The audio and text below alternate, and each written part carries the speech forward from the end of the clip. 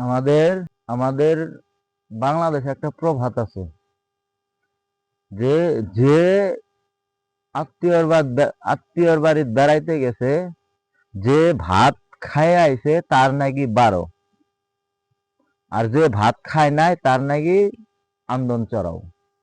ওটা শুরু থেকে হয়ে থাকে। তো আমি গেছি, আমার এক বন্ধু বেড়াইতে গেছে, এখন আমার বন্ধু খায়া গেছে, আমি খায়া যাই নাই, কিন্তু ও আমার বন্ধুর নাকি ভাত বাড়তেছে, আমার নাকি বাড়ে নাই। বলতেছে আপনার বন্ধু নাকি ভাত চড়াইতেছি, ভাত রান্না হইতেছে, হইলে তারপর আপনার বন্ধু খাবে, এর আগে সে খাইতে পারবে না। তো আমাদের দেশে রাজনীতির অঙ্গনটা ওইরকমই হয়ে গেছে, যাই খাইতেছে তারই খাওয়াইতেছে, যাই না খাইতেছে তারে খাওয়াইতে পারতেছে না। তো যাই হোক, কি বলবো, এগুলা নিয়ে আর কিছু বলার নাই।